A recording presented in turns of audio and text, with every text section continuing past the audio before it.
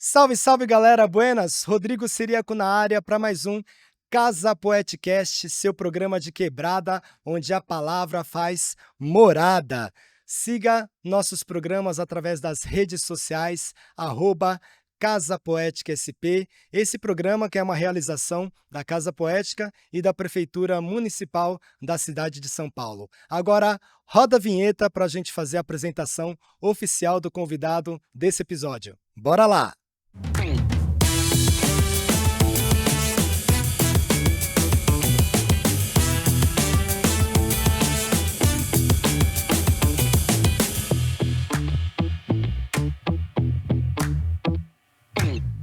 Agora sim, voltamos em definitivo com esse programa que está circulando pelas escolas públicas da cidade de São Paulo, montando um estúdio de gravação, compartilhando arte, cultura, informação e, claro, muita poesia. Hoje estamos aqui com uma pessoa muito especial, ele que é poeta, escritor, slammer, arte educador, criador do projeto Carteiro Poeta, é autor dos livros Relatos de uma Insônia, Contraindicação, etc. e África é logo aqui. Daqui a pouco a gente mostra um pouquinho também desses livros. Muitas palmas para Cleiton Mendes!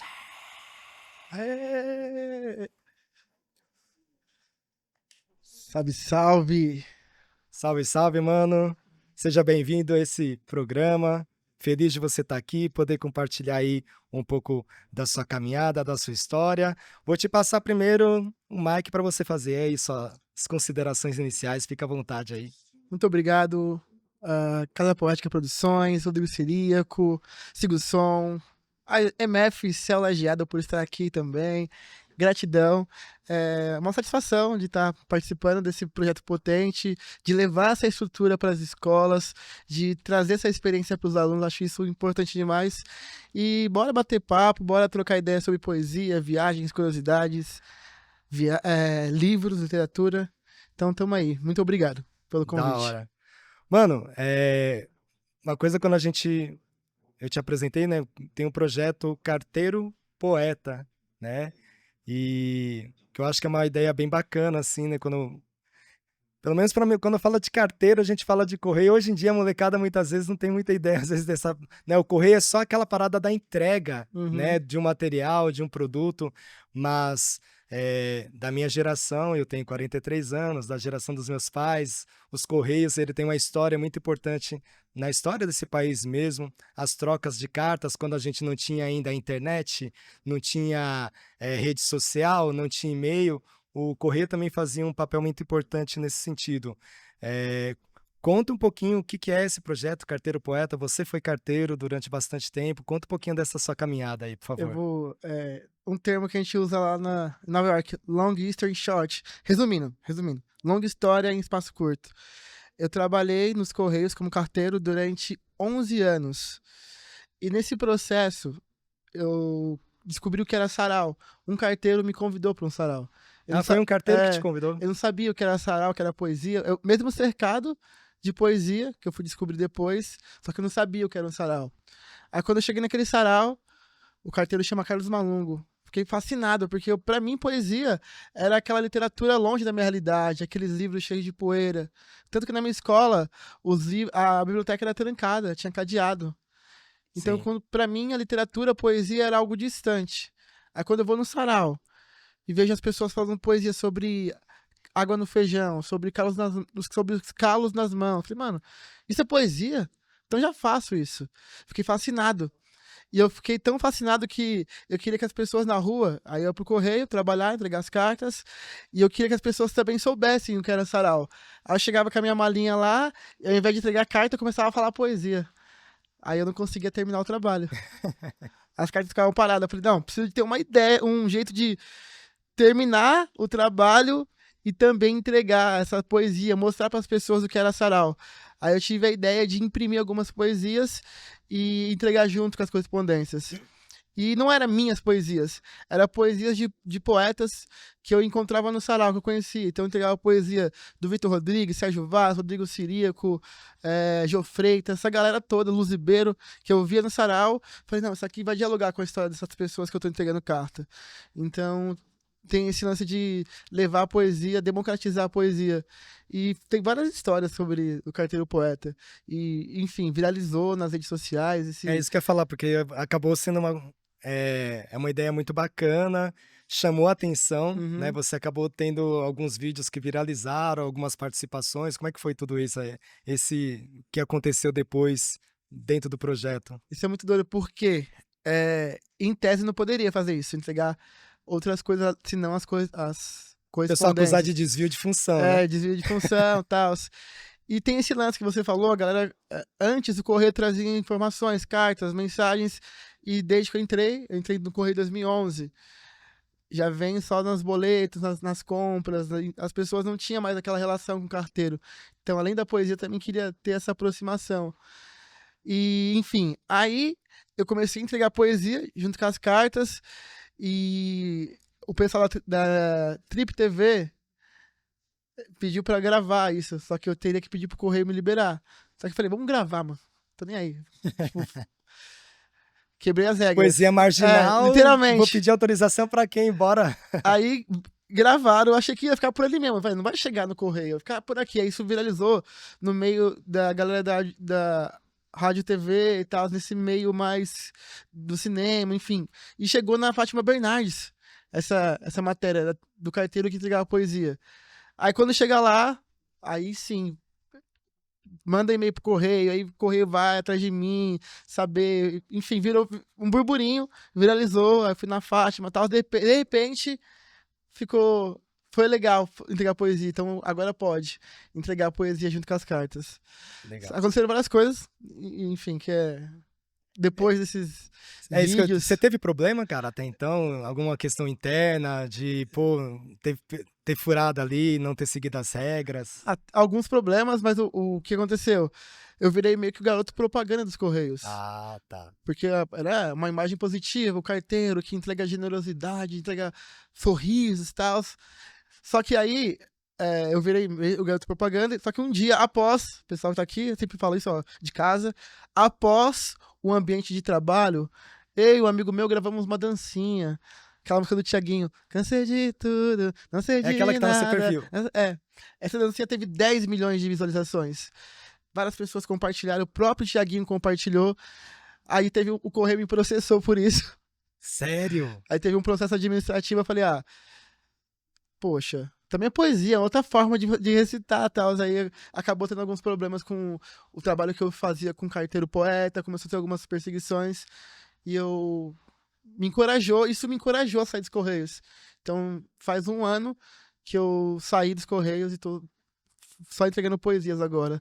Sempre digo que não entrego mais poesia só num bairro, eu entrego no mundo todo agora. Então, Da estamos hora. voando.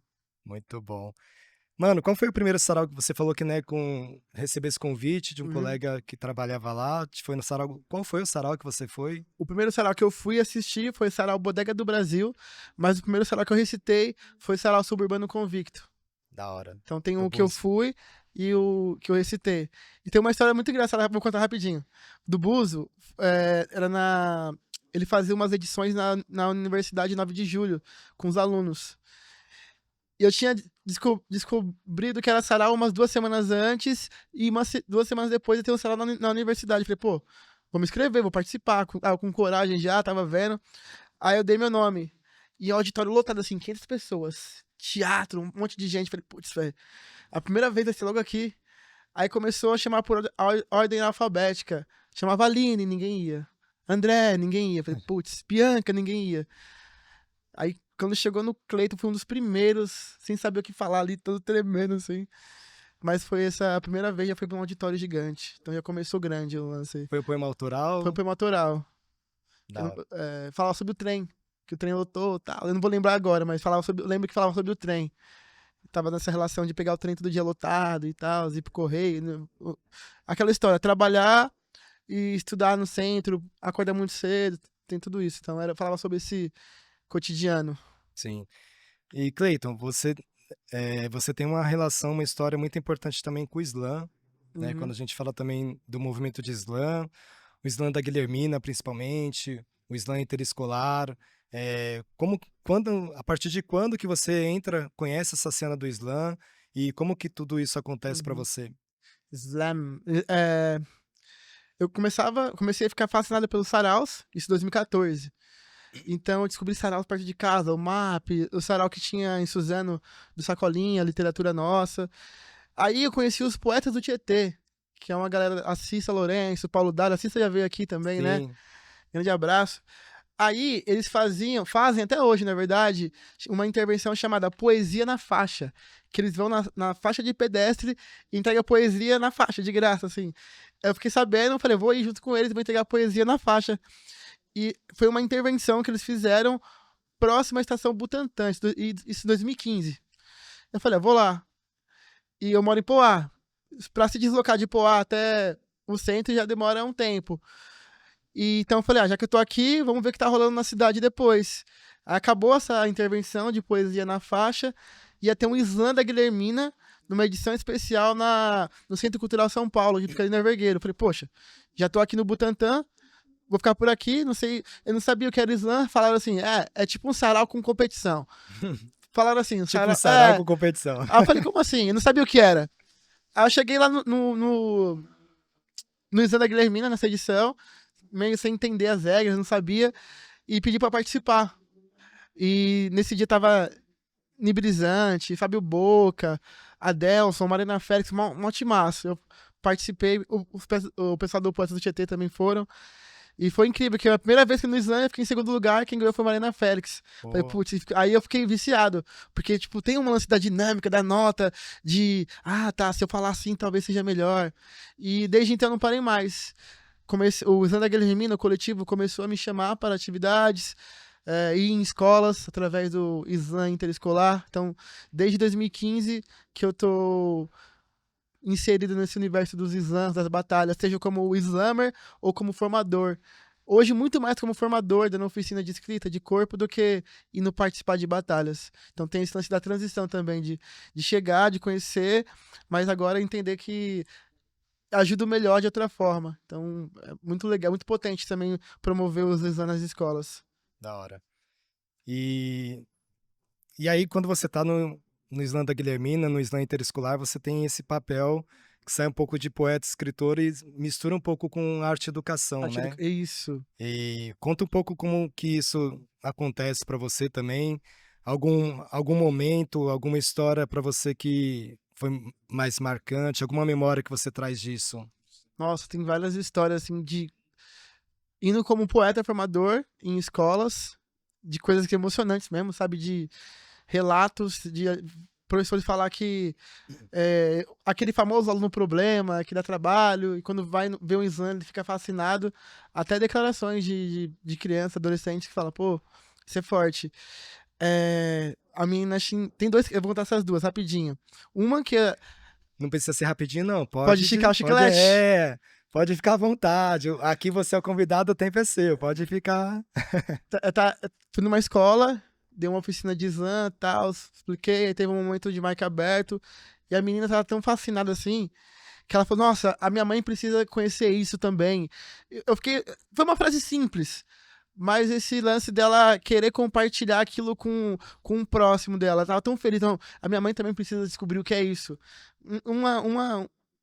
Como fala? Uma frase que me marcou. Vou contar três histórias, então. A outra. E eu tava num pátio com várias turmas, e tinha um menino que ele tava meio que desregulado. Ele tem autismo, imagina, 6, 7 turmas no pátio, todo mundo gritando, não sei o que lá. E a coordenadora percebeu que ele tava meio agitado e pediu pra galera ficar quieta. Assim, pessoal, mas naquela linguagem de exército, né? Se ninguém ficar quieto, todo mundo vai pra sala, sei que lá, aquelas ameaças. Aí fui diminuindo o volume. Só que esse menino que tava desregulado, ele tava tão. Aí falou, professor, eu não consigo ficar quieto. Eu tô feliz. E a felicidade faz barulho. Ah, que É, da hora. ó, me arrepio. Quando ele falou, a felicidade faz barulho. Quando ele falou isso, eu falei, não preciso mais falar nada aqui. E uma outra história, essa escola lá em Mogi, eu fui à noite pra galera do EJA. Também vou não só em Fund e tal, o pessoal mais velho, era um adolescente também, de eu falar do slam, eu gosto de usar o TikTok, o funk, pra tentar ter uma discussão a partir do local que é semelhante ao deles. É importante, eu acho, ter essa referência de literatura próxima, mas não ficando só ali, ó. Não, você não vai ficar só aqui, você vai escutar. Vamos começar a conversar através do funk, mas do funk você pode escutar ópera. Sabotável estava MPB, ópera. Então entender isso, aproximar, mas não limitar. E depois da formação, a galera acha que aconteceu com você também. Você vai numa escola, ninguém fala, acaba! Posso mostrar um texto meu aí? Acabou. Aí ele falou assim, que não falou que vai parar, mas só de ele pensar nisso, tinha não sei se tá rolando ainda, K9, tipo uma droga muito forte aí, não sei qual que é. Sim. Eu vou parar de vender K9 e vou tentar fazer meus funk, mano. Aí eu falei, mano, não sei se você vai conseguir, não quero contar, não falei isso também, né? Não quero contar histórias de fadas, mas só de escutar aquilo, de ele pensar outra possibilidade, para além do contexto dele, a sementinha tava plantada. Então são várias histórias que Abrir uma porta, né? Ou é. uma janela para poder enxergar outro horizonte de repente, né? Mas você falou pra eu ficar à vontade. Então agora, mas me enxergando como arte educador nesse processo de. Porque você vai numa escola, às vezes você vai uma vez só, você não consegue acompanhar o processo. E recentemente eu fiz um trabalho tanto no SESC, eu era facilitador artístico de uma exposição. Então as pessoas iam visitar a exposição e eu preparava uma visita para elas com arte. Como a minha maior skill é poesia, então eu usava poesia. Mas no SESC eu aprendi trabalhar com dança, com música. Então o meu leque ampliou muito de possibilidades, de experimentar. E o SESC permitia. Eu nunca trabalhei em lugar que toda terça-feira tinha formação. Hoje você vai estudar sobre o frevo. Você não vai ir para a exposição. Fica aqui estudando. Eu falei, caramba, um lugar que permite a gente estudar e ampliar. Isso aumentou muito o meu leque. E também trabalhando com meninos do futebol de várzea, onde eu tive continuidade. Então, eu pegava material, que é um material de letramento racial, um material, em tese, muito acadêmico, para falar sobre racismo estrutural, para meninos do futebol de várzea, que às vezes não se enxergam como pessoas pretas, que estão fugindo da escola. Então, eu tive que ter uma ginga ali de pegar esse material, levar para eles e acompanhar o processo. Foi muito interessante de ver eles evoluindo, pouco a pouco tirando algumas barreiras. Isso para mim também aumentou muito o meu processo como arte educador, assim. Da hora. Muitas palmas para Cleiton Mendes. Falei pra caramba, né? A lata. Nós que estamos aqui, a gente que está falando de poesia, sarau, slam, arte e educação, estamos aqui fazendo essa transmissão diretamente da MF Céu Lajeado, sala de leitura. Aqui eu vou fazer um agradecimento aberto para as professoras Andréa e Luziene, eu que sou patrona aqui dessa sala de leitura, a El, Rodrigo Ciríaco. Eu fico muito feliz, agradecer aqui publicamente. Muito obrigado. E aproveitar, a gente vai ter também... Opa! Vendaval aqui! Meu Deus, não vai dar certo isso não!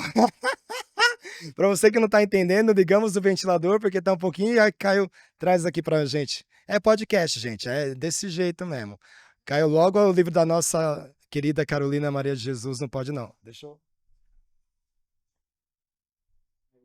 Desculpa, Carolina, foi sem querer. Foi um erro técnico aqui. E aí eu vou chamar então uma poeta aqui da escola para vir numa participação, recitar. Muitas palmas para Kira! Vem para cá, Kira. Fala bem pertinho do microfone.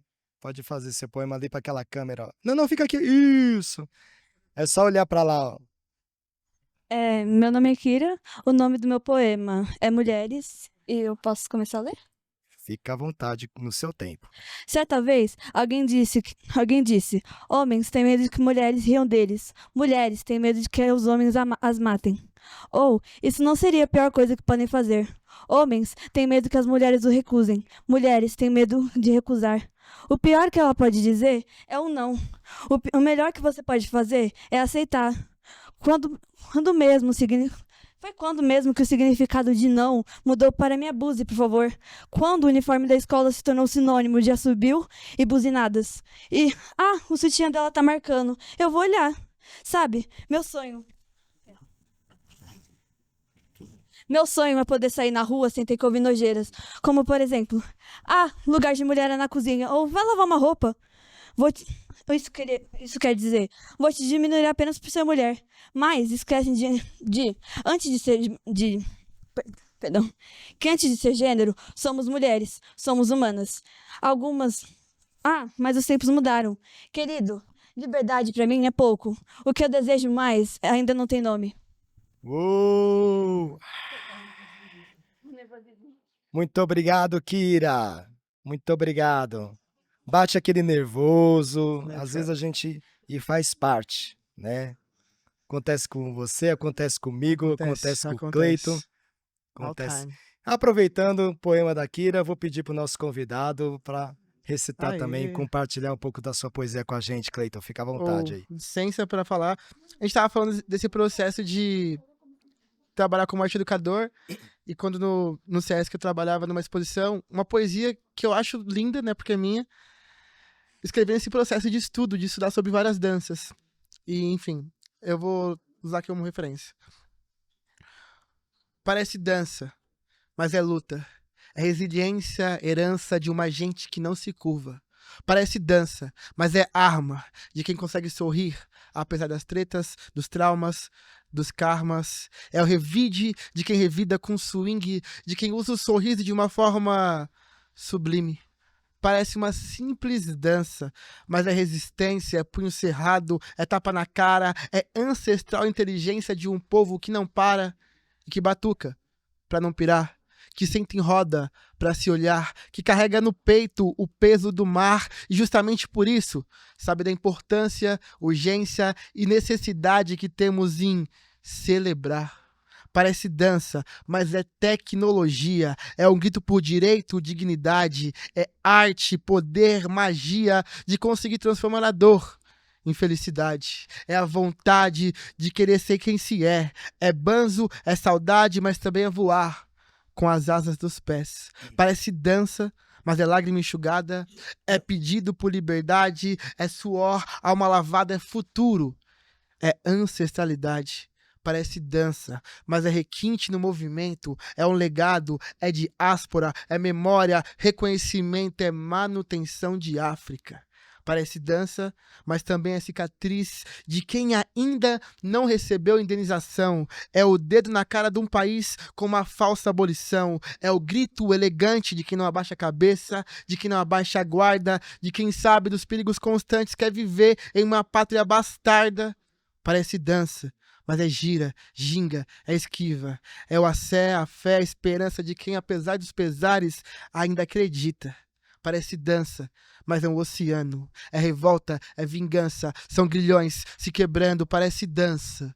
Mas é um oceano, é revolta, é vingança, são grilhões se quebrando, portanto, não se engana e nem se assusta quando eu disser que parece que é dança, mas é luta. Uou! Parece poesia e é poesia. Cleiton Mendes no Casa Poeticast. Muito bem. Da hora. Cleiton, a gente também tenta sempre resgatar um pouco da história, né, dos nossos convidados. Queria que você contasse um pouco aí das suas origens mesmo, da sua família, onde você cresceu, como é que foi esse período aí da sua infância, qual foi essa quebrada, esse território? Traz um pouco aí dessa viagem aí pro passado. Posso falar com poesia? Acho que é mais fácil. Ou não? Porque eu falo de onde eu sou. Semuleste de São Paulo, cidade de Poá. Filho de mãe, solo, mais 3 irmãs. Então, era eu e mais 3. E 3 irmãs, minha mãe no corre ali, fazendo as coisas acontecerem e andarem. E sempre digo que acho que o Sérgio Vaz falou isso uma vez, que eu tive o sonho de ser jogador. Aliás, eu continuo sonhando em ser jogador até hoje. Então era esse sonho de ser jogador ou ser cantor, compositor de samba, sei lá, alguma coisa que me afastasse um pouco dali, de Poá, de Extremo-Leste, e conhecer a poesia por um acaso, porque tinha tudo pra ter o crioulo, aí já você tá no crioulo, de morrer mesmo tá sendo vivo, de seguir o sistema ali e trabalhando durante a semana e bebendo durante o final de semana pra trabalhar na segunda e, sabe, esse ciclo. Suportar o sistema, né? É. E quando eu encontro a poesia, eu consigo ter perspectivas diferentes. Então, é muito gratificante estar falando com jovens, assim, e resgatar esse... Porque, agora, papo de terapia, eu tava falando com o meu psicólogo que eu amo ir em escola, não sei o que lá, não sei o que lá. Porque ele fala, Cleiton, porque você fugia da escola e hoje você está retornando. Então, tem uma satisfação que é você tá revivendo esse adolescente que você era engessado, enclausurado ali. Então tem todo esse contexto de ser uma criança fechada na minha, de ter que trabalhar muito cedo, de não desenvolver algumas coisas. E através da poesia, hoje estou voltando atrás e fazendo várias coisas pela primeira vez depois dos 30 anos. Da Muito hora. louco isso. Então, sei lá. Você falou que cresceu com a sua mãe, mais 3 irmãs, é isso? Isso. Como é que foi para esse menino, esse jovem preto, periférico, de Poá, crescer no núcleo familiar com 4 mulheres aí? Eu imagino. Você é o mais novo Do também? meio. Você é do Do meio? meio. Como é que é para você essa sua formação enquanto homem, preto, poeta, periférico, crescer diante de 4 mulheres aí? As minhas irmãs falam que eu sou mimado. Ah, Mas os, único menino ali. os prós e os contras. Por exemplo, com 7, 8 anos ir pra rua trabalhar, de várias coisas. Então essa responsa de ser o homem da casa, isso é muito pesado. Minha mãe fala, você é o homem da casa, com 8 anos de idade. E ter essa responsabilidade, mas ao mesmo tempo chegar e ter a comodidade de estar ali e alguns trabalhos que eram da casa, que são da casa, eu achar que era um trabalho de mulheres. Então, tem os prós e os contras de entender que no sarau eu aprendi muito isso, né? Sobre construir algumas coisas, entender. Mas cresci, e além das minhas irmãs e mãe e irmãs, as minhas tias. Eu cresci num quintal com várias tias também, maioria delas solas, então eu cresci num ambiente feminino. Então tem um lance a força que a minha mãe tem e minha maior motivação é o sorriso da minha mãe. Tem uma foto dela assim numa palestra minha que quando eu tô triste eu olho essa foto eu fico, não, é por isso que eu tô no corre, É o é propósito, o né? propósito. Então tem muita força, muita delicadeza e, por exemplo, se tem alguma confusão, se você vai ver na periferia, quem tá resolvendo são as mulheres. Teve enchente ali, as mulheres fazem um jeito de ter vaquinha, não, vamos ajudar, vamos... Então, eu cresci nessa proatividade que essas mulheres da periferia têm. Então, tem um pouco disso... cara de pau que eu tenho hoje de fazer algumas coisas que a mãe fala, nossa, nunca teria coragem de fazer isso, por exemplo, de viajar só com um livro na mochila, sem conhecer a pessoa que ia me hospedar. Ah, não sei se teria coragem, a mãe fala. Eu falei, essa coragem eu tenho por causa de você, então Sim. vem daí. Eu acho que é uma coisa também até que a gente vê hoje, por exemplo, dentro, né, de novos termos, a gente ouve muito, por exemplo, empreendedorismo, Uhum. você meter as caras, você ir lá fazer. E esse empreendedorismo, ele sempre existiu na quebrada. Sempre. Né? Ele sempre aconteceu, seja, principalmente como você falou, eu acho que as mulheres na periferia, a gente sabe, até pela questão dos altos índices de abandono parental, né? Elas têm esse papel aí, essa força, e a gente pode trazer nas questões similares, elas sempre foram empreendedoras, Sim. né? Sempre foram excelentes gestoras, administradoras. É aquilo que a gente vê mesmo são múltiplas funções, múltiplos cargos, né? Com uma responsa imensa e que muitas vezes não está associada a uma formação acadêmica, né? Em alguns casos, mas que tem uma responsa, um trabalho muito importante também. Eu acho que isso é muito valioso. E também é ancestral, você vai pegar Sim. antes de Tia Ciata, a gente tem lá a Tia Ciata, ela organizava samba no quintal, no pátio ali, mas não era só samba, era uma organização política. Então tem as quituteiras, né, que vendia quitute na rua para comprar a liberdade dela e dos próximos dela. Então ela vendia os doces, uns quitutes, juntava uma grana e comprava a liberdade de outros pretos escravizados. Então esse mecanismo de estratégia é ancestral. Então você vai vendo assim, eu cresci nesse meio então, com essas estratégias de sobrevivência. Da hora. Mano, você trouxe um pouquinho, mas queria que você falasse um pouco mais como é que era o Cleiton na escola, onde que você estudou, como é que foi esse período. Você falou aí que, de repente, hoje você tá voltando, de repente, um pouco mais feliz, mas conta um pouco como é que era esse... Você tinha algum apelido, assim, seja familiar, alguma coisa, uma forma carinhosa que a sua família te chamava? Me chamam até hoje de Keké. Keké? É. Na escola também, os amigos algumas pessoas sim, outras não. Mas quem conhecia a família me chamava de Keké. A escola eu tentava ser invisível. Eu não era o nerd, eu não era o do fundão, eu não era muito bom nos esportes, então eu tentava me misturar em todos os grupos e acaba ficando invisível em todos. Tinha zoeira, aí tipo, tinha prova, sentava perto de quem era inteligente, então eu tava ali nessa... circulando. Sempre circulando entre os espaços. E muitas vezes para tentar ser invisível ou me encaixar em um grupo.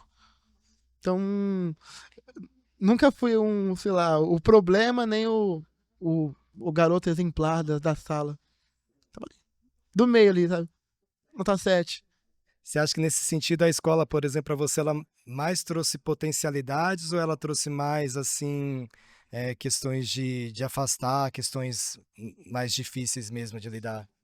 Sabe que as duas coisas. Por quê?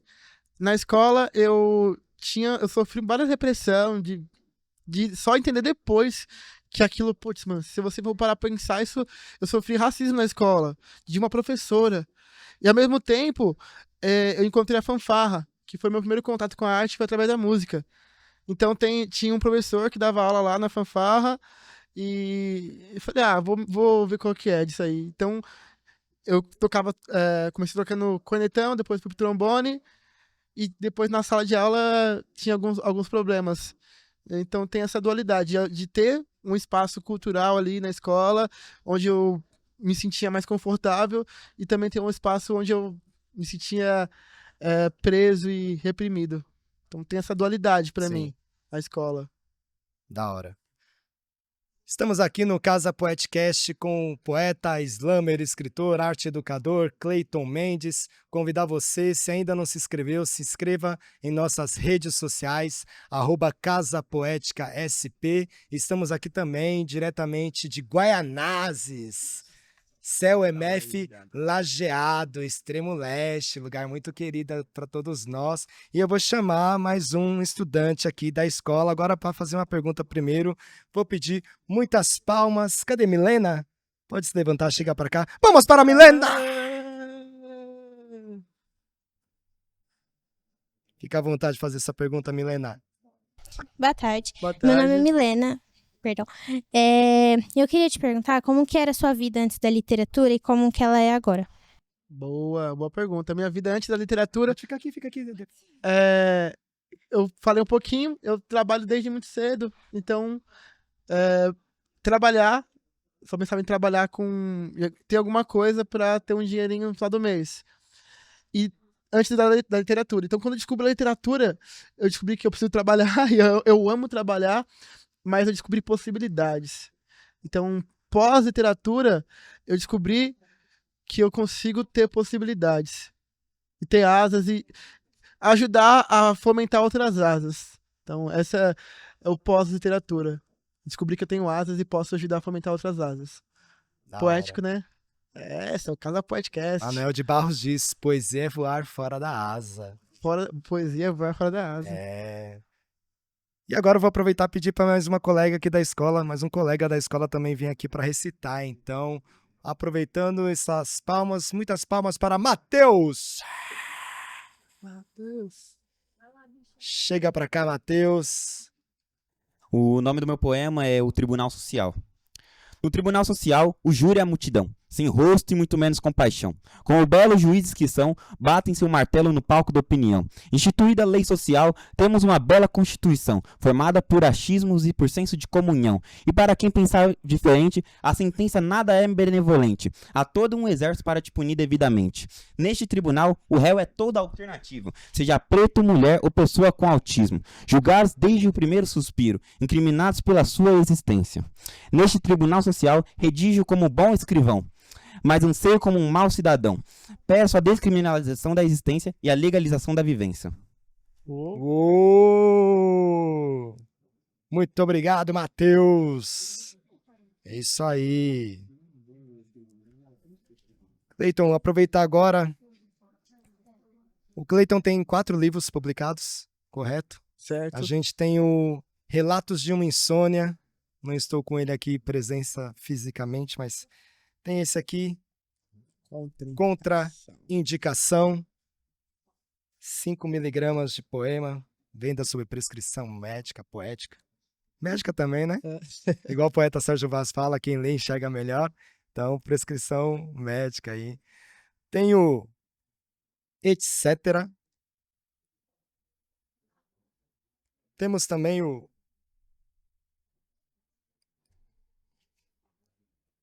África é logo aqui. Cleiton, fala um pouco aí sobre a sua produção, para quem não conhece seu trabalho, possa conhecer, saber um pouco o que aborda cada um dos seus livros, qual gênero. Boa. O primeiro, Relatos de uma Insônia, não tá aqui, tá esgotado. É um livro que eu não vendi tudo e esgotou, não fiz a reimpressão. Esse livro, Relatos de uma Insônia, é um livro de poesia. E como eu disse, eu escrevia antes de ir pro sarau. Aí, quando eu fui no sarau, eu fiquei fascinado. Eu falei, vou publicar os meus livros. Então, esse livro, Relatos de uma Insônia, tem muitas das poesias antes de eu conhecer o sarau, até aquele momento, que marcou. Então, é um livro no formato padrão, acho que é 14x30, né? Um livro grande, assim. Aí eu comecei a circular nos slams e vi que nos slams tinha muita gente vendendo zine. E eu pensei, poxa, o zine também é uma boa. Tal. E às vezes também uma outra pegada de poemas, né? Uma outra estrutura. Aí eu dei uns passos atrás e, como eu frequentava muitos lugares onde as pessoas não tinham hábito de leitura, eu pensei nesse formato de livreto, que é um livro mais curto, com poesias curtas, para instigar as pessoas a ler. Porque aí eu coloquei eu como exemplo. Quando eu pegava um livro e via poesia grande, eu não lia. Eu ficava vendo o tamanho da poesia antes de ler. Eu falei, não, muito grande. Muito grande. Aí que a poesia curta, ela não vai conseguir ver o tamanho. Ela vai pegar a poesia curtinha e vai ler. E esse formato de livreto... Vou mostrar aqui, ó, rapidinho, ó, que o Cleiton tá falando. O menino só vira avião quando não tem chance de voar. É uma poesia curtinha que a pessoa vai ler e vai fisgar ela. Então, comecei a ir nos saraus, nos slams, e publiquei esses livretos. O Contraindicação e o Etc., que tem a mesma pegada, de poesias curtas, parceria com o Toquinho Carvalho, que é um artista lá de Minas Gerais. Então, esses 3 são de poesia. E o África, logo aqui, é um diário de bordo que conta as minhas vivências, experiências e aprendizados lá em Moçambique, um país do continente africano. É a primeira viagem para fora do Brasil. Então eu conto desde a sensação de pegar um avião, embarcar no avião pela primeira vez, até chegar lá e interagir com artistas moçambicanos, sul-africanos. Então, e tem dicas de viagem, porque eu tinha várias inseguranças, vários medos, receios, desde tirar o passaporte, é um lance que eu não sei se alguém aqui da plateia, ou você já passou por isso, ou aí de casa, de achar que não é pra gente algumas coisas. Tá muito além, né? Do que eu posso. E eu achava, putz, tem que tirar o passaporte, como que é? Aí eu olhava no site, é muito difícil, não vou conseguir esses documentos. Então eu coloquei dicas de viagem numa linguagem acessível, tipo, pra desmistificar essas barreiras, saca? Pra instigar as pessoas a fazerem essa viagem também. Então tem o meu diário é um diário com dicas de viagem, com poesias minhas e de autores que eu conheci lá. E, enfim, é o meu xodó. É o último relançado, né? Mas, enfim, é um livro muito bonito, que eu gosto muito. E aqui, em primeira mão para vocês, está se transformando num espetáculo. Então, Da hora. estamos aí trabalhando nesse espetáculo, onde eu vou recitar algumas poesias, interpretar algumas cenas e contar algumas histórias. Uma mistura de spoken word com teatro, com stand-up, tudo meio junto e misturado. Da Então, hora. o África Logo Aqui tem esse formato de prosa. E como que tá esse processo? Quem que tá trabalhando junto com você? Eu e Cláudio Del Puente, que também fez a capa, a gente escreveu a dramaturgia e estamos ensaiando, Da hora. sempre que possível. Mas quando a gente tiver mais a gente estreou uma parte dele na Flipei ano passado e agora colocamos mais cenas e estamos colocando agora a parte musical com um músico chamado Whooper Black aqui da Zona Leste também, então tá ganhando mais corpo. Era só eu falando, agora já tem um músico ali. Então tá crescendo, tá ganhando volume. A ideia é circular com esse espetáculo nas escolas também, espaços como esse, trazer essa contação de história com poesia e teatro, e depois uma roda de conversa sobre o livro. Então tá aí. Legal.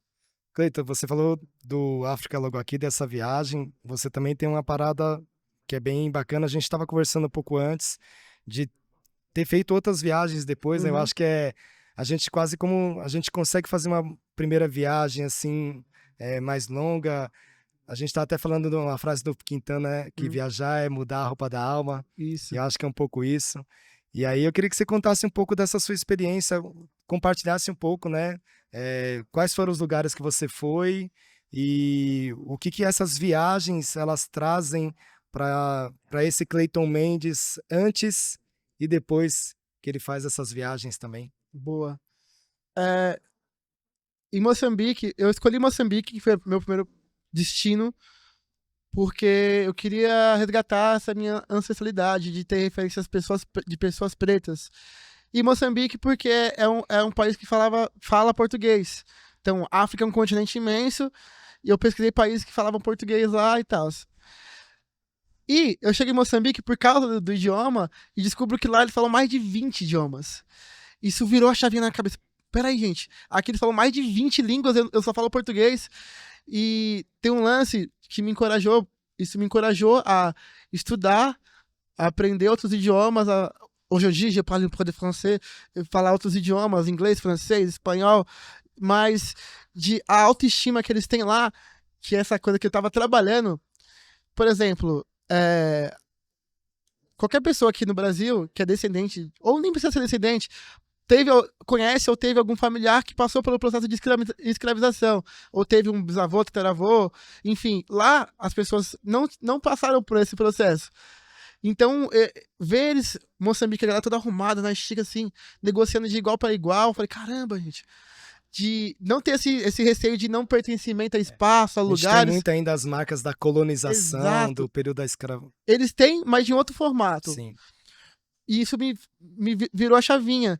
Então, de Moçambique, depois eu viajei para África do Sul, Irlanda, Portugal, e agora Nova York. É isso? Connecticut e Nova York.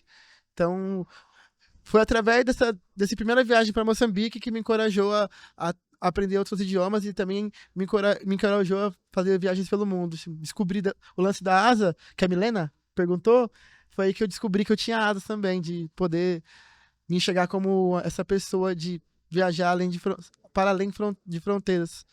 Da hora. Mano, pegando um pouco o que você tá falando, essa questão da autoestima, eu imagino que essa questão do seu trabalho artístico tenha tido uma influência muito grande para você e com essa viagem, né, para também levar um pouco da sua arte. E aí você, enquanto homem preto, periférico, que tem uma poesia engajada, tem uma poesia combativa, A minha pergunta é: o que você entende como arte? E se você acha que dentro dessa sua visão da arte, você já teve alguns problemas por conta do seu posicionamento artístico? Você já falou de um aqui, que na verdade é uma questão nos Correios, mas mais relacionada ao profissional, Sim. né? Mas se a questão desse posicionamento, se isso já gerou alguns problemas em outros setores, em outros lugares, assim. Essa pergunta da arte é so deep, é profunda. Mas eu acredito que arte é tudo aquilo que te muda de alguma forma, te desloca ou te provoca de alguma forma. E isso pode ser pra você. Escutar uma música que... Lembrei de você ontem, por acaso. Eu lembro que você gosta muito de Belchior. E eu tava escutando Belchior ontem na varanda da minha casa. E o cara é depressivo pra caramba, mas desloca a gente de alguma forma. E eu mostrei Belchior pra uma amiga minha, um tempo atrás, e ela falou, não gostei. Não deslocou ela. Então, isso pode ser muito peculiar. Então, pra mim, Racionais, Carolina, me move, me desloca de alguma forma, mas pra outras pessoas não. Mas, no modo geral, pra mim, arte é tudo aquilo que te move, ou te desloca, ou te provoca de alguma coisa. Causa alguma coisa lá dentro. E a segunda pergunta sobre se a poesia já teve algum problema e tal. O quanto o seu posicionamento artístico, esse seu trabalho que também tem um engajamento, também tem uma poesia de combate, Uhum. se isso o quanto isso te traz um benefício, né? Porque, claro, quando a gente também conhece aliados Sim. que fortalecem essa caminhada, ou o quanto isso também já te trouxe de prejuízos no seu trabalho, na sua caminhada também.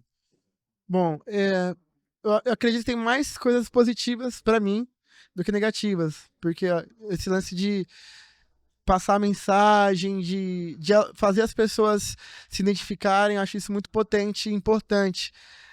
E por exemplo, tem uma poesia minha, eu falava que eu não gostava da escola, e hoje tem uma poesia minha nas apostilas da rede estadual, que fala sobre cabelo crespo, então isso é incrível. Eu nunca imaginei que as apostilas que eu fugia teriam uma poesia falando sobre cabelo crespo. Então isso é uma coisa positiva.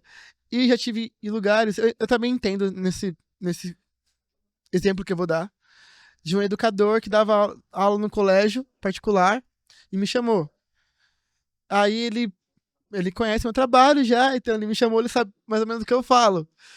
E antes o problema foi antes da minha fala, foi tipo uns 5 minutos antes. Ele falou, Cleiton, você pode não falar essa poesia, porque eu citava, tem uma poesia que eu cito, talvez eu recite ela, que eu cito Marighella.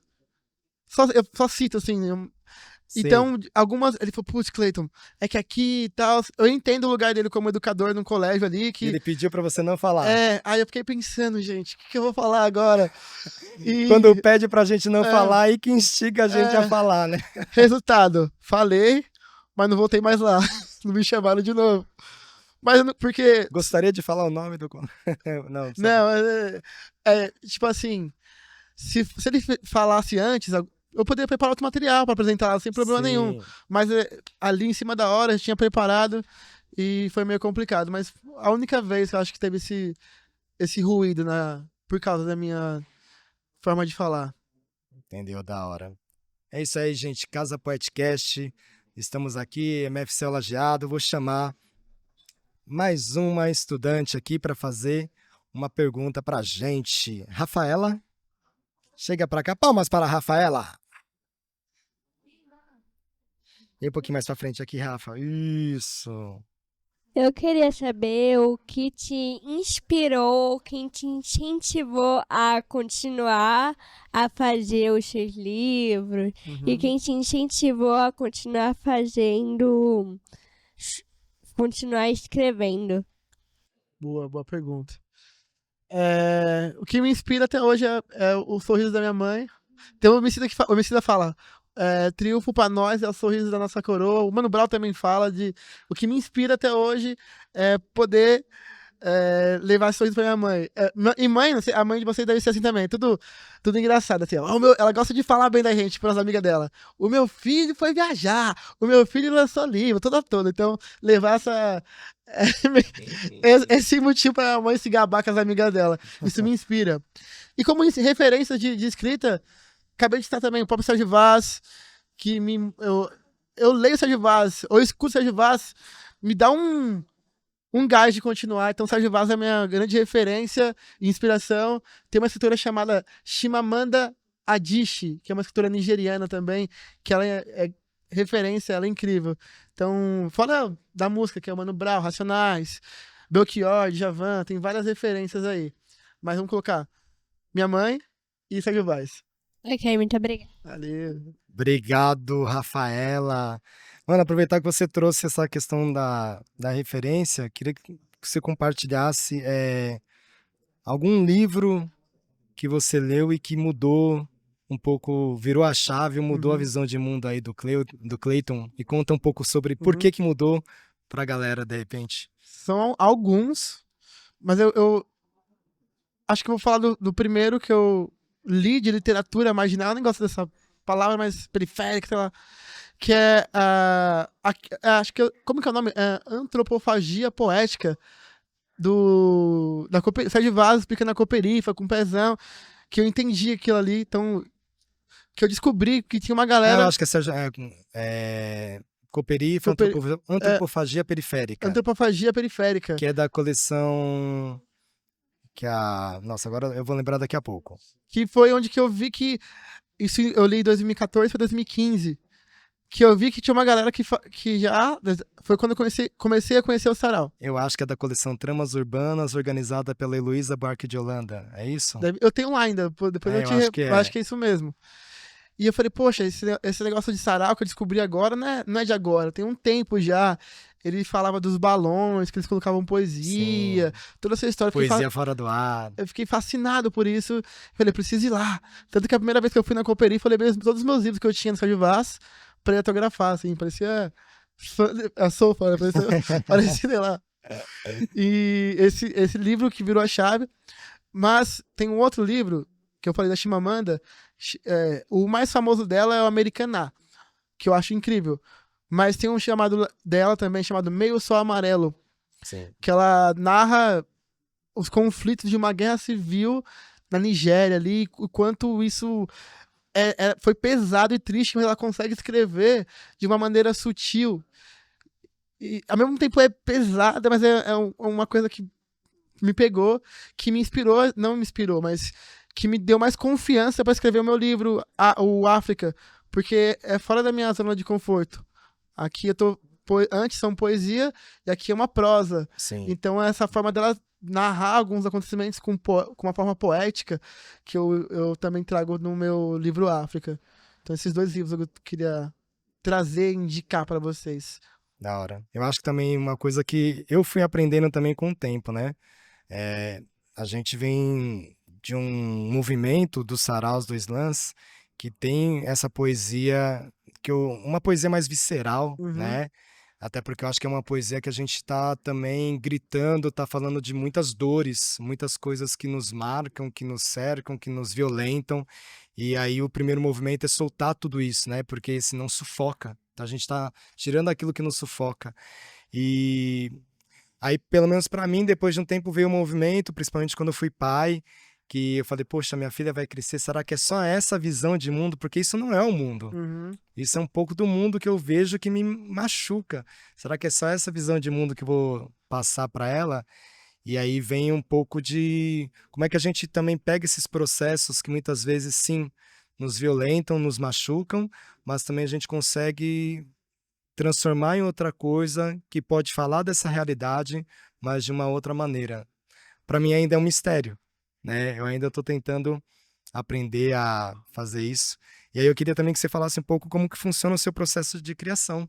Como é que você pega, seja para fazer um poema, ou seja para escrever um texto de prosa, ou seja nesse outro processo que você está envolvido agora de fazer uma dramaturgia, né, de apresentar um espetáculo.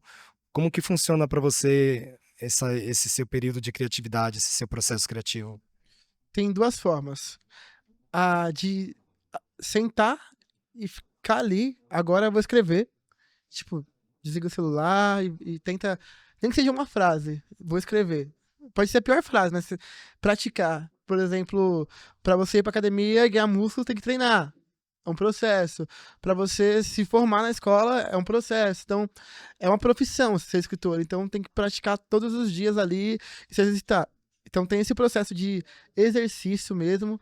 E eu sento ali e vou praticar. Hoje é só dicção, vou ficar fazendo. Então é isso, praticar. E tem coisas que vêm assim que pegam no ar. E não tem como. Tem poesias que vêm no processo de sentar, pesquisar. Peraí.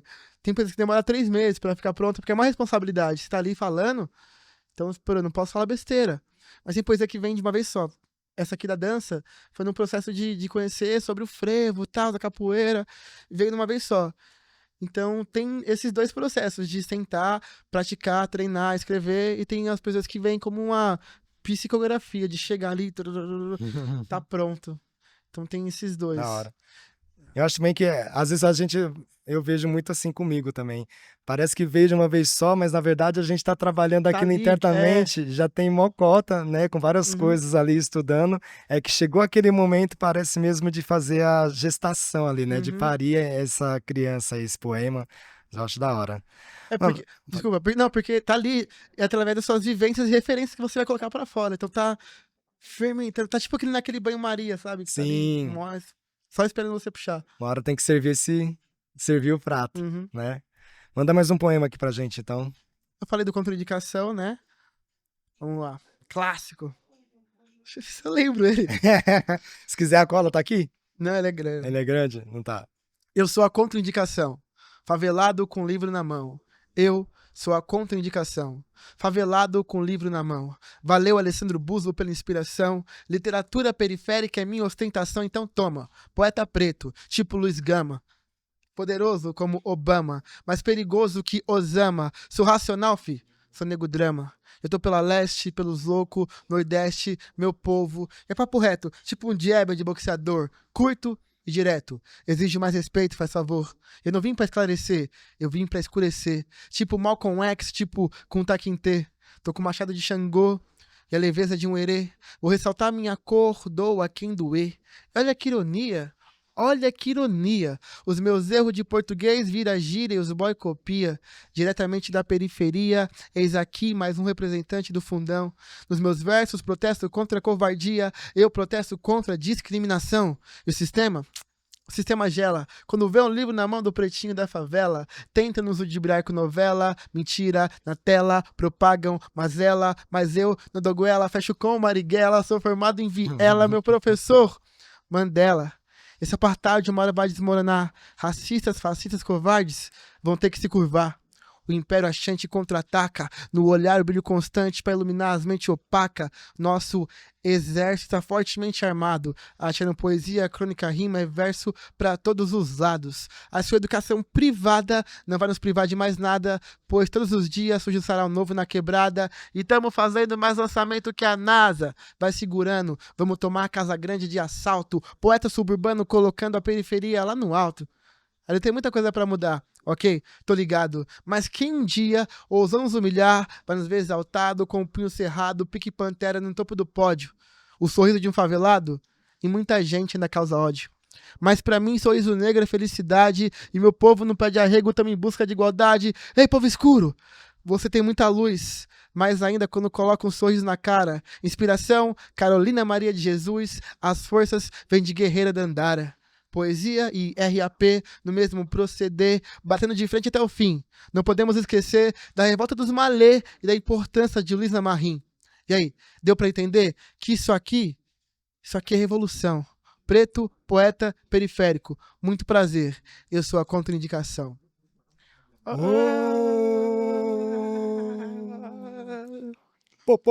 Pô. Valeu. Cleiton Mendes, aqui no nosso Casa Poetcast. Você que está aí nos assistindo, ainda não nos acompanha, quem aqui está assistindo, né? Galera que está aqui, seguir a gente nas redes sociais, Instagram, YouTube, Spotify, @Casa Poética SP, se inscreve lá, dá uma força, é muito importante aumentar aí o número de inscritos no canal para a gente aumentar também o alcance, que outras pessoas possam ter acesso à poesia, à voz, à mensagem do Cleiton Mendes e de vários outros que chegam e fortalecem com a gente. E eu vou chamar mais uma poeta da casa. Chega para cá. Muitas palmas para Aiko!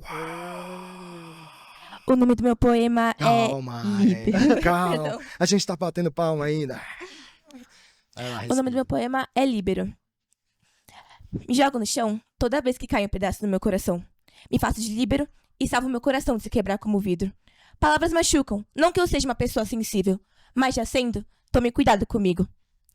Minha posição é líbero, mas não porque eu quero, afinal, eu só nasci pra isso. Me jogo no chão pra tentar evitar com que as pessoas quebrem meu coração. Uou! Boa. Muito bom, muito bom, muito bom. Encerramos aqui a participação dos nossos poetas e estudantes. Eu, antes de tudo, agradecer. Não encerramos o programa, vocês ficam aí, tá? Só estou encerrando, agradecendo, na verdade, aqui.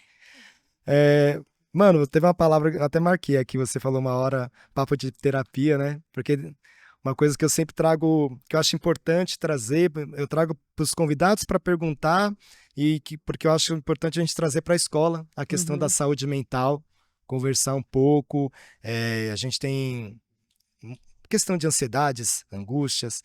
Eu queria saber como que é para você essa sua relação pessoal, trabalho, arte, com as suas questões emocionais, com sua própria saúde mental, se é alguma coisa que para você é mais tranquilo, se é uma coisa que para você pega, ou teve algum momento da sua vida que pegou mais, como que você lida com todas essas questões aí?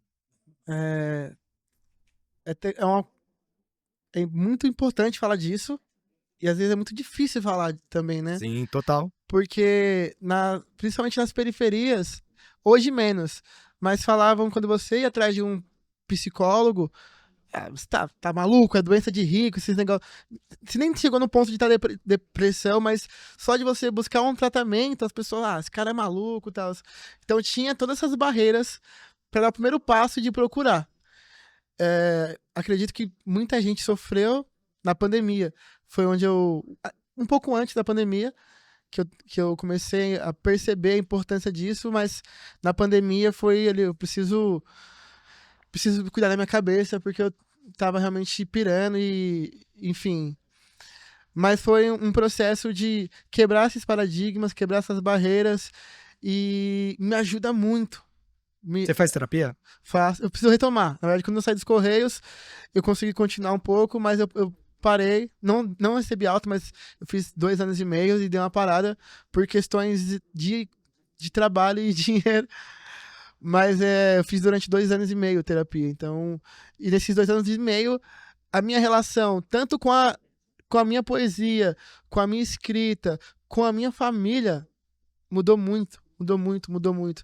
Porque a gente volta um pouquinho agora falando do Cleiton Mendes lá, cresceu cercado de mulheres e tal, e eu tive que engessar algumas coisas para ser o homem da casa.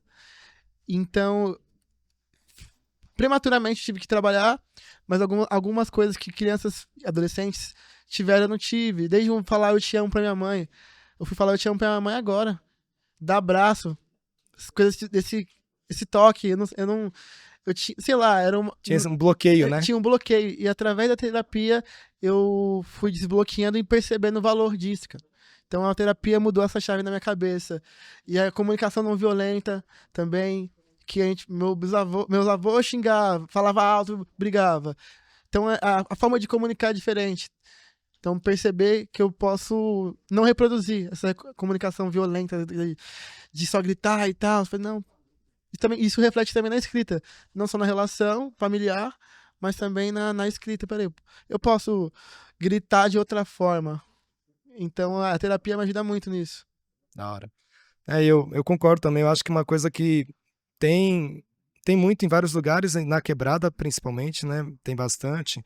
Quando a gente vê também, falar muito a questão é doença de rico também, é porque muitas vezes o rico, você cuidar da saúde mental é caro, É caro. né? Porque você, por mais que a gente tenha aí na UBS, a gente pode ir fazer de repente um acompanhamento, muitas vezes demora para você ter um atendimento, às vezes o atendimento, a maior parte é coletivo, quando você precisa de um processo mais individual. Você tem o CAPS, que é uma rede muito importante, mas às vezes a demanda também é muito grande. E aí, se você vai para um sistema particular, aí entra nessa questão, né? Uma sessão de terapia, ela tem um custo bastante elevado. Se você precisar de uma medicação, também tem um custo muito elevado. Mas eu acho que é como você diz também, é fundamental a gente trazer essas questões, e eu falo isso principalmente porque eu tenho um contato permanente, você também, né, a gente tem esse contato permanente com a juventude, com a molecada, a gente vê o quanto questões de ansiedade, de angústia, de uma certa questões de pânico mesmo, né, síndrome do pânico, questões depressivas também, elas eu digo, não sei se elas vêm mais cedo ou se hoje a gente consegue identificar. Diagnosticar antes, né? Exatamente. Mas elas estão cada vez mais e eu acho que sempre que é pertinente a gente trazer, até porque, e aí eu vou emendar, não sei como funciona para você, para mim a arte foi uma válvula de escape, foi uma ferramenta muito importante para eu poder tratar também dessas questões. Não que a arte é minha terapia, né? Eu faço, ela não substitui, mas ela é terapêutica, Exato. né? Então, muita coisa do que vem nos meus trabalhos, ela me ajuda a lidar com isso. Aí eu queria saber se também nos seus trabalhos você acha que de alguma maneira a arte te ajuda a lidar com essas suas questões. Com toda certeza. A arte, a escrita, ela me ajuda muito. Tanto que o meu psicólogo, ele percebeu a minha dificuldade de falar. E ele falou, Cleiton, então escreve uma poesia dizendo como você está. De falar sobre as suas questões emocionais. E aí, ela é muito doido, porque no começo eu escrevia, tarará, tarará, aí ele ficava assim, então, de acordo com o que você falou agora, é isso que você está sentindo. Faz sentido pra você? Ele, tipo, decifrava minha poesia, pegava uns códigos ali, e depois eu comecei escrevendo poesia, e depois eu consegui, foram quebrando algumas barreiras e ficou muito mais fácil para mim falar. Então, a poesia me ajuda até nisso, assim, até na terapia, literalmente na terapia. Além de ser terapêutica, me ajuda na terapia. Então, ajuda muito. É isso aí, mano. Nós estamos chegando aqui nos momentos finais. Esse é aquele momento que vocês... É aquele momento mais verdadeiro do programa que vocês fazem assim, ó. Então eu vou falar de novo, aí vocês, depois que eu fizer isso, vocês falam pra gente. Cleiton, estamos chegando nos nossos momentos finais. Eu sei, gente, também sinto muito aqui. Mas antes de acabar, agora a gente vai fazer um bate-bola. Não precisa ser uma resposta em uma palavra. Se você quiser discorrer um pouquinho mais, pode. Mas são respostas mais curtas, porque né, é aquela troca de bola ali, próxima da grande área, grande pequena área. Primeiro, conta pra gente. Um grande sonho do Cleiton. Ser reconhecido como artista e bem remunerado por isso. Muito bom, também quero isso. É muito louco isso. Só falar que não explicar que eu faço trabalho, sabe? Isso. É muito louco. Não precisar explicar que o que a gente faz é trabalho. Parece algo tão óbvio, gente. Mas as obviedades muitas vezes não acontecem. Um grande medo do Cleiton Mendes. Ficar banguelo e morrer frustrado. Uma grande perda do Cleiton Mendes. Uma grande perda? Acho que o meu vô, que foi minha referência mais próxima de homem. Sim. E uma grande conquista do Cleiton Mendes. Consegui pagar a primeira viagem de avião pra minha mãe. Da hora. Pra onde que foi? Ela foi pra Bonito. Bonito? Uhum. Legal. Quando que foi isso? 2021, por aí. Como que chama sua mãe, mano? Márcia. Márcia? Quiser mandar um salve para Salve, dona Márcia. Tô assistindo aí. Da hora. Mano, e nesses encontros e desencontros, afetos e amizades que a gente tem, encantos ou desencantos que a gente tem pela vida também, nas poesias e nas veredas, uma pergunta que eu trago com muito interesse para a gente fechar a última pergunta do programa, porque cada resposta me ajuda a compor um entendimento. Mas, para você, Cleiton, o que que é o amor? O que é o amor? Caraca. Assim como a arte, o amor é tudo aquilo que te move pra algum lugar. Te desloca. Eu não acredito naquele amor romântico, mas amor é quando você... Eu posso dar um exemplo curtinho. Por exemplo, Pode ficar à vontade. eu e minha mãe diz eu te amo com ato de serviço. Eu demorei pra descobrir que quando minha mãe tava feliz ou tava brava comigo, queria pedir desculpa, ela fazia o feijão temperadinho, com linguiça ali, do jeito que eu gosto, ela tava falando eu te amo.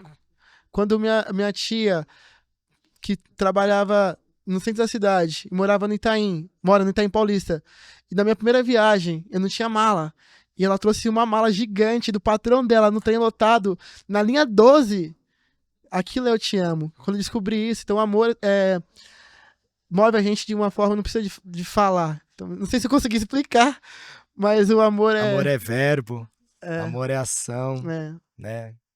Amor é movimento, como amor é você falou, né? movimento, É o que te amor move. amor é movimento. Amor é Da hora. movimento. Palmas para Cleiton Aê, Mendes. amor é movimento, eu vou usar isso. Mano, Obrigado pelo convite, satisfação. espero que tenha curtido. Antes Foi da gente massa. encerrar, passa a palavra para você, fazer suas considerações Uhum. finais, falar, complementar alguma coisa que a gente não tenha falado. Fica à vontade aí. Só agradecer, geral, aqui do Céu, Pagiado, Casa Poética pelo convite, oportunidade, espaço. Passou tão rápido quando a ideia flui. E sigam Casa Poética SP e sigam Poeta Cleiton também no Instagram, no YouTube. Tem bastante coisa vindo por aí, além do espetáculo, tem um curso que em breve tá no ar. Tá no ar, mas em breve mais informações. Então tem bastante coisa. Tem, enfim, viagens, palestras. Tô transitando para esse lugar também corporativo agora. Então sigam lá, Poeta Cleiton, e acompanhem as novidades aí, com poesia e muito mais. Da hora. Sigam o Poeta Cleiton nas redes sociais. É isso aí. Queria agradecer, mano. Muito obrigado. Espero Valeu. que tenha curtido tanto quanto eu curti. Quero agradecer a audiência, vocês que estão aqui. Salva de palmas para os nossos estudantes aqui da MFC Lajeado. Queria agradecer a professora Luziene, professora Andréia, todas as professores e professoras que acompanharam também, gestão escolar, obrigado pelo espaço, obrigado por nos receber, acolham a gente, abram as portas, tem muitos poetas, muitos escritores, literatura de quebrada, querendo ir, querendo trocar, é muito importante essa troca, a gente fortalece vocês, vocês nos fortalecem, beleza? Agradecer imensamente aqui, imensamente eu falei, eu acho, imensamente quero agradecer Binho Santana, Diogo Hans, Akin Silva, toda a equipe técnica aqui presente, também nossas produtoras Mônica Alves e Mirela Anjos. São muitas mãos, braços, pernas, corpos, mentes que trabalham para que esse programa aconteça. Esse programa que é uma produção da Casa Poética, Prefeitura Municipal de São Paulo. Siga a gente e até uma próxima. Muito obrigado. Valeu. É nóis. Aê.